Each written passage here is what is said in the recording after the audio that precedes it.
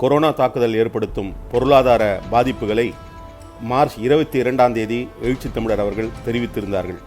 அவருடைய அதே கருத்தை ஏப்ரல் 4ஆம் தேதி இன்று அரவிந்த் சுப்பிரமணியன், இந்திய அரசின் மேனாள் முதன்மை பொருளியல் ஆலோசகர் அவர்கள் வழிமொழிந்திருக்கிறார் அல்லது மறுபதிப்பு செய்திருக்கிறார்.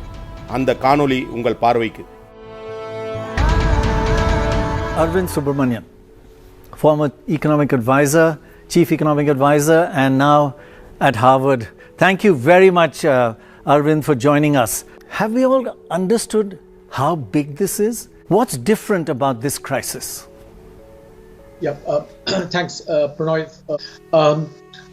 I think that when people think about the economic dimensions of this crisis, our mental frames were saying, okay, let's compare it to the global financial crisis that happened 10-12 years ago. Right. And this is something that's just absolutely different from that in three respects. It's much bigger, it's much more uncertain, and it's much more unusual. And let me just quickly elaborate on each of these. You've seen all the headline numbers in terms of all around the world, how quickly unemployment has shot up, how quickly vast parts of the economy have just shut down completely. But the one way of thinking about it is, the global financial crisis, there was one big shock in one country that went to the rest of the world. In this crisis, it's like every big economy has been hit very badly, and that's also transmitting to every other economy in the world.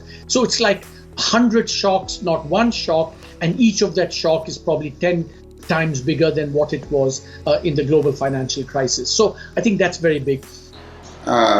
India மட்டுமல்ல, உலக நாடுகளே இப்போது அந்த நெருக்கடிக்கு உள்ளாகி இருக்கிறது. இதில் என்னென்னா, ரெண்டாவது ஒரு பெரிய கிரைசிஸ் என்னென்னா, இந்த நோய் பரவுவதால் ஏற்படக்கூடிய பாதிப்பு என்பது ஒரு புறம். அதை விட ஷட் டவுன்ஸ், லாக்டவுன்ஸ், அந்த மாதிரியான நடவடிக்கைகளால் மிகப்பெரிய எக்கனாமிக்கல் கிரைசிஸ் உருவாகும். It's also very uncertain, unlike other shocks, in I think two dimensions. One, there's the uncertainty about all this, how fast it'll spread, whether systems can handle it, etc., etc. But there's also this human dimension of uncertainty. How long can societies take all these measures that are being taken? நாடுகளுக்கு இடையிலே இதனால் ஒரு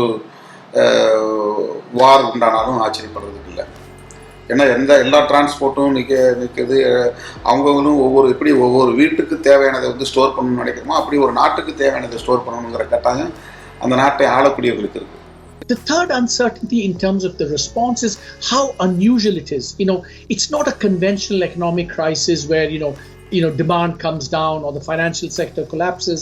It's a shock where both demand and supply are affected.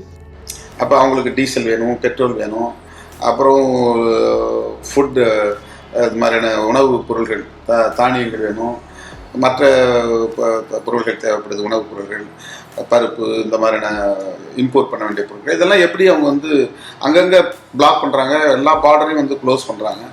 அப்போ இது மிகப்பெரிய economical கிரைசிஸில் கொண்டு போய் விடும். அது அந்த ஒரு இன்ஸ்டெபிலிட்டிங்கிறது மிகப்பெரிய அச்சத்தை நமக்கு ஏற்படுத்துது. Not just manufacturing, but also services sectors have been affected a lot. And so part of the response is that you cannot respond too much because, basically the non-essential sectors of any economy, which could be 30, 40, 50, 60%, have to shut down for a very long period of time. Therefore, how we have to respond is not to bring up the economy, but actually to cushion those who necessarily will have to stop working in some ways. So in these three dimensions, it's just completely different from what we've seen. We're in really uncharted waters. Economical இன்ஸ்டெபிலிட்டிங்கிறது மிகப்பெரிய ஒரு பாதிப்பை உலகத்தையே புரட்டி போடக்கூடிய ஒரு நிலை ஏற்பட்டாலும் ஏற்படுகிறது.